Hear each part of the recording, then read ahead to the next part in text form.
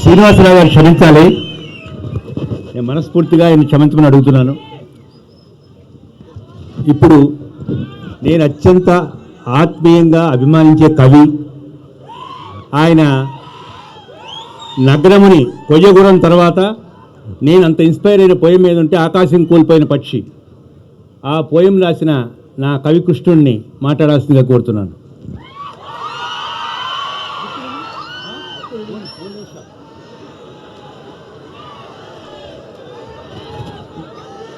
Hello, తుఫాను పక్కకుండగా అలానే ఎవరు పట్టించుకుంటారు? పివి నరసింహారావు గారు ఒక ధిక్కార స్వరం. పివి నరసింహారావు గారు ఒక ధిక్కార స్వరం. బాలరసాల సాలను పల్లవ కోమల కావ్య కన్యకను కూడలకిచ్చి ఆ పడుపు కూడు భుజించుట కంటే సత్కములు హాలికులైననేమి గహనాంతర సీమల కందమూల కౌద్దాలికులనేమి నిజదార సుతోదర పోషణార్థమై. ఆ ధిక్కార స్వరం తెలుగు నాట కొద్ది మందికే ఉంటుంది. పివి నరసింహారావు గారు ఎంతో కాలం ఓపిక పట్టి ఎన్నో ఏండ్లు స్వాతంత్ర సమరయోధులుగా ఉన్నప్పటికీ ఆయనకు ముఖ్యమంత్రి పదవి కొన్ని దశాబ్దాల తర్వాత దక్కింది, ప్రధానమంత్రి పదవి ఇంకొన్నో దశాబ్దాల తర్వాత దక్కింది. ఒక ఓపిక, సంయమనం, bide your time hide your strength అన్నారు. ఆ bide your time hide your strength నేను చాలా కొద్ది మందిలో గమనించాను. ఒకటి పివి నరసింహారావు గారు, తర్వాత చంద్రబాబు నాయుడు గారు. ఆయన కూడా ఎంతో పోరాడారు. 8 సంవత్సరాలు ముఖ్యమంత్రిగా ఉన్నారు, మళ్ళీ ఓడిపోయారు, మళ్ళీ రాష్ట్ర విభజన జరిగింది, మళ్ళీ వచ్చారు ఒక తుఫాను లాగా. మరో తుఫాను, మూడవ వ్యక్తి పవన్ కళ్యాణ్.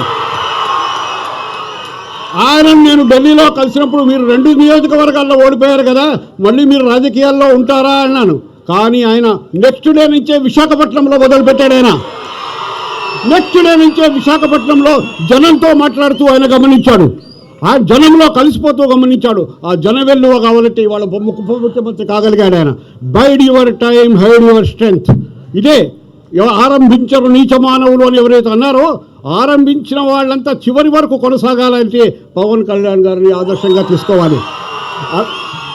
ఆయన ఏమన్నాడు? ఆగస్టు 2022 15 ఆగస్టు రోజు మంగళగిరిలో మాట్లాడుతూ అన్నాడు, నేను ఈ దేశంలో ఓ పిడికెడు మట్టే కావచ్చు, కానీ తల ఎత్తితే ఈ దేశపు జెండాకున్నంత పొగరు నాకుంటుంది. ఆ దేశపు జెండాకున్న పొగరు మధ్య ఇవాళ నేను మాట్లాడుతున్నాను. కనుక ఆ ముగ్గురు నాయకులు పివి నరసింహారావు గారు, చంద్రబాబు నాయుడు గారు, మన పవన్ కళ్యాణ్ గారు, ముగ్గురు చాలా కాలం ఈ రాజకీయాల్లో ఉంటారు అనేది వారి చరిత్రను ఎవరు చెరిగిపోయలేరని చెబుతూ ముగిస్తున్నాను.